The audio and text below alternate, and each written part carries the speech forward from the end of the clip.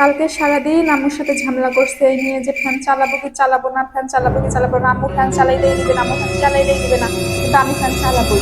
প্রত্যেক বছর এই সময়টা সেরকম হয়, ফ্যান চালাবো না কাঁথা গায়ে দিব, মানে এই নিয়ে ঝামেলা। আম্মুর সাথে প্রতি বছর এই সময় ঝামেলা করে আমি কালকে, তারপরে আমি হচ্ছে ফ্যান চালাই ঘুমাইছি। ঘুমানোর পর কি হয়েছে, হ্যাঁ ফ্যান চালাই ঘুমাইছি, ফ্যান চালাই ঘুমানোর পর আজকে আমার ঠান্ডা লেগেছে।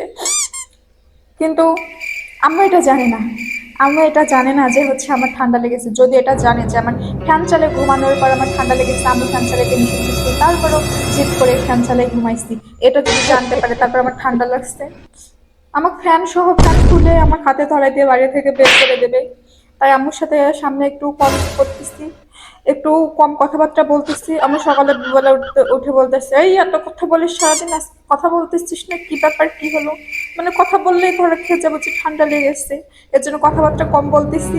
একদম রুমের চিপায় আসে একদম নাক ঝাপতেছি যাতে কোনোভাবে আর কি টের না পায়।